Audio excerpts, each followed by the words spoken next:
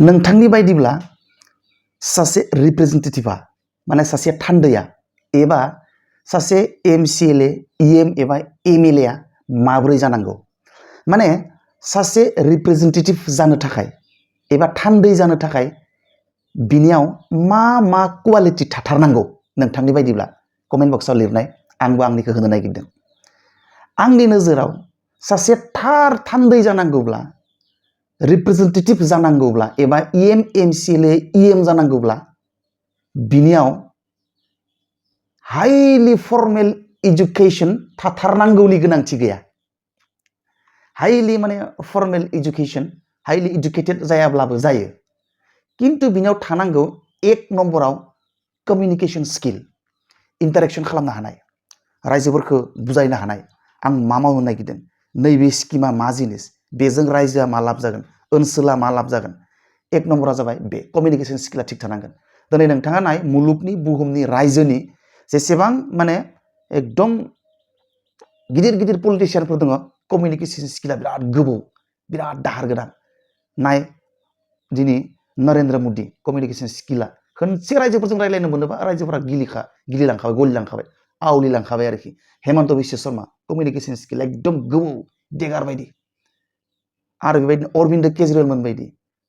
आरो नै माखासे दं, आं जेनेबा लाबाय सानैसोनि मुं। स' बिथांमोन बायदि कमिउनिकेशन स्किलाव खुनु प्रब्लेम गैयै, नांगौ रोखोमनि बुजायनो हानाय, बुंनो हानाय बे स्किला थाथारनांगौ थारमाने। 2 नाम्बार बेनो मोनसे साहस थानांगौ, आरो साहसआ फैयो नलेजनिफ्राय, माने नलेजेबल जानो नांगौ मानसिया। नलेजेबल माने फर्मेल माबा मोनसे पार्टिकुलार फिल्डनि सायाव नलेजनि बाथ्रा बुङाखै आं। हमना ला माबा इन्जिनियारिं लेभेलनि सायाव बिराद माने टेक्निकेल डिपार्टमेन्टेल किसुमान इस्युफोरजों बिराद नलेजेबल बिदि नङा, माने किसुमान जेनेरेल नलेज थाथारनांगौ थारमाने। जेनेरेल नलेज जेखिजाया फिल्डनि सायाव बेसिक जेनेरेल नलेजआ बे थाथारनांगोन। आरो बे जेनेरेल नलेजनिफ्राय सासे रिप्रेजेन्टेटिभनो नांगौ जानाय कनफिडेन्सआ फैयो। आरो बे कनफिडेन्स थायोबा मानसिया जेखिजाया खामानिखौ मावनो हायो। कनफिडेन्स लेभेल गैयाबा, जुदि बेसिक एबा जेनेरेल नलेजआ जुदि सासे रिप्रेजेन्टेटिभनियाव थायाब्ला, बियो अफिसार्सफोरजोंनो बियो रायज्लायनो हानाय नङा। अफिसार्सफोरजों रायज्लायनो गिगोन बियो। अफिसार्सफोरजों नोङो रायज्लायनो गियोब्ला एकदम पारफेक्टलि उइदाउट एनि प्रब्लेम नों कमिउनिकेशन खालामनो हानाय नङा नोङो। अफिसार्सफोरजों रायज्लायनो गियोब्ला आसोल बाथ्राफोरखौ नों अफिसार्सफोरनि खुगानिफ्राय नोङो बरननो हानाय नङा। आरो बेनो रायजो राजानि, ओनसोलनि, हादोरनि बे खहा खालामो बियो। अफिसार्सफोरजों नोङो रिप्रेजेन्टेटिभआथ' हाइलि इडुकेटेड नङा, बियो अफिसार्सफोरा बिराद हाइलि इडुकेटेड। माखासे बिराद डेन्जार बाथ्रा बुंगोन अफिसार्सफोरा, गावनि डिपार्टमेन्टजों लोब्बा थानाय माखासे टेक्निकेल वर्ड टार्म बाहायगोन। खिन्थु नोङो बेखौबो नोङो माने नोंनि कनफिडेन्स लेभेला सासे अफिसार्सखौबो नोङो गोनां जायोब्ला डमिनेट खालामनो हानांगोन। बियो हाइलि इडुकेटेड नंगौ अफिसार्सआ, खिन्थु आंबोदि सासे रिप्रेजेन्टेटिभ, बे मोनसे कनफिडेन्स लेभेला सासे रिप्रेजेन्टेटिभनियाव इएम एमसिएलए इएमफोरनियाव थानांगोन थारमाने। अब्लासो नों अफिसार्सफोरजों नोङो मोजां रायज्लायनो हागोन। आरो बे कनफिडेन्स लेभेल थायोब्लासो नोंनि हाइ रेंकनि, नोंनि चिफ, नोंनि माबा गिदिर डिपार्टमेन्ट थानाय इएमफोरजों सासे एमसिएलएआ होमबासो नोङो रायज्लायनो हागोन। नङाब्ला नों खामानिखौ आदायखौनो खालामनो हानाय नङा नोङो। खामानिखौनो नों बुजिनाय नङा नोङो। मा खामानिखौ मावनांगौ, माखौ माबोरै लाब नांगौ, माखौ माबोरै मावनांगौ, बे स्किमनि ओंथिया मा, बे स्किमजों मा लाब जागोन रायजोआ, नोङो बेखौनो नोङो मोजाङै बुजायनानै होनो हानाय नङा रायजोनो। आरो बियो नोंथांखौ खहा खालामगोन, रायजोखौबो खहा खालामगोन, आरो बियो ओनसोलफोरखौबो खहा खालामगोन बियो। बेनिखायनो बे मोनसे पइन्टमोन, थाथारनांगौ थारमाने बे। आरो ससियेल, नेक्स्ट पइन्टआ ससियेल जाथारनांगोन बियो। सोरबा मानसिफ्रा फैयोबाथाय मेरगम गम मेम सम माने मायबा टेनसन थाबाय थानाय, रायजोफोरा फैबाथाय खुनु स्माइलिं फेस गैया। फैदो ना, मामोन, बे जागोन दे, थांदो दे नोंसोर थाबैनो थांदो। माने बे जिथु ससियेल जिथु इन्टारेक्शन, नोंनि एक्सप्रेसन, सासे जुदि नोङो क्वालिटि लिडार जानांगौब्ला नोङो मोनसे मोजां एक्सप्रेसन थानांगोन, स्माइलिं फेस नोङो थानो नांगोन। नोङोथ' बिराद माबा माबि प्रब्लेम फैगोन, माबा माबि टेनसन, उमुकनि खामानि, उमुकनि माबा मोनसे दल माने पार्टिनि जेंना, मेम्बारफोरनि जेंना बहुत फैगोन। नों बे जेंनाखौ लाना, बे रागाखौ लाना नों रायजोफोरजोंबो मामोन, जागोन दे जाबाय दे। नोङो बेबायदि मेनेज माने खुनु माने रागा खरा, रुद, पलाइटनेसा गैया, बिदि जायोबाथाय बेयो सासे मोजां बा क्वालिटि बियो रिप्रेजेन्टेटिभ नङा। बियो थार रिप्रेजेन्टेटिभ एबा थान्दै जानो हाया बिदियाव। बे मोनसे बिराद इम्पर्टेन्ट पइन्ट। एकदम इम्पर्टेन्ट पइन्ट नांथारगोन नोंनो मोनसे पलाइटनेस थानांगोन रायजोफोरजों रायलायनाय मोजां इन्टारेक्सन खालामनो हानाय जानांगोन नोङो रागा माबा माबि बे बुस्थुफोरखौ नोङो रायजोजों रायज्लायोबा सोरनिबा रागाखौ रायजोनि सायाव नोङो दैखांनो मोननाय नङा बेबो मोनसे पइन्टमोन आरोखि नेक्स्ट पइन्टआ जाहैबाय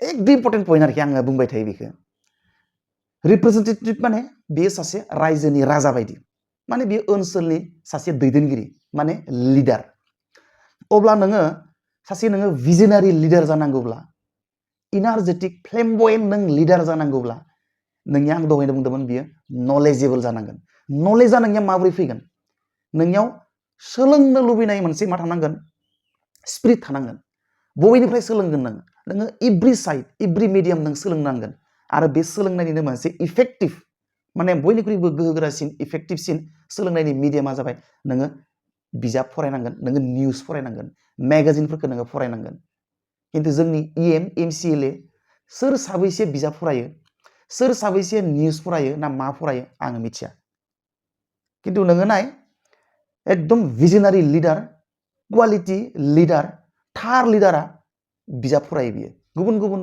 गिदिर गिदिर मानसिफोरनि जारिमिन फरायो बियो माबा गुबुन गुबुन कान्ट्रिनि गुबुन गुबुन जायगानि हिस्ट्रि फरायो बियो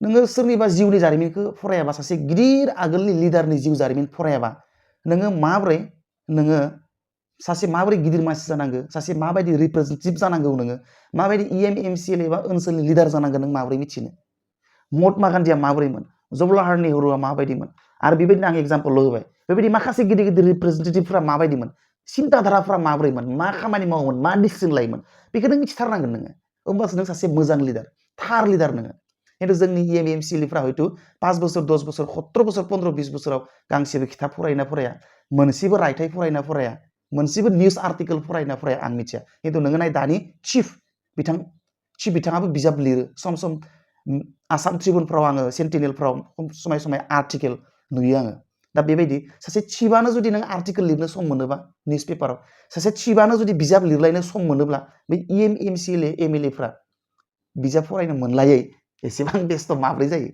दा बेनिखायनो जियानो जा आं बुंबाय फरायाखैबो जानो हागौ बुजि मोनैयावबो फराया माखासेया बिजाब गथ' मानसिफ्रासो बिजाब फरायोलै बाराय मानसिफ्रानो बिजाब फरायनालै ओरैबो सानग्रा मानसि दोङो दा बेनिखायनो जियानो जा खिन्थु बै केरेक्टारफोरखौ नांगोन दै सासे थार लिडार जानांगौब्ला सासे थार थान्दै रिप्रेजेन्टेटिभ जानोबा प्रतिनिधि जानोबा बेखिनि क्वालिटिखौ नोंनो नांगोन नोंथाङा हाइलि इडुकेटेड जायाबाबो जायो नो डाउट खिन्थु बेखिनि जायखिनि क्वालिटि पइन्ट्सफोरखौ आं बुंबाय बेखिनि खिन्थु नांथारगोन एकदम नांथारगोन नङाबा खिन्थु सासे क्वालिटि लिडार जानो हाया थार लिडार जानो हाया नोंथाङा रायजोफोरजों मोजां मोनजानाय नङा रायजोफोरनि गोरबोआव हाबनो हानाय नङा 5 बोसोरावनो रिप्रेजेन्टेटिभ जाबाय आरो 5 बोसोरनि उनावनो फेल गोलैलायबाय गोलैनानै थालायबाय आरो नाजा बोरैबा पार्टिनि नाजानायाव मालाबा जै जालायबाय एमसिएलए जालायबाय बिदि जाबाय थागोन आरोखि बे आरोखि नोंथांनि बायदिब्ला माइखौबो लिरनो दाबाव अके बाय बाय सि इउ नेक्स्ट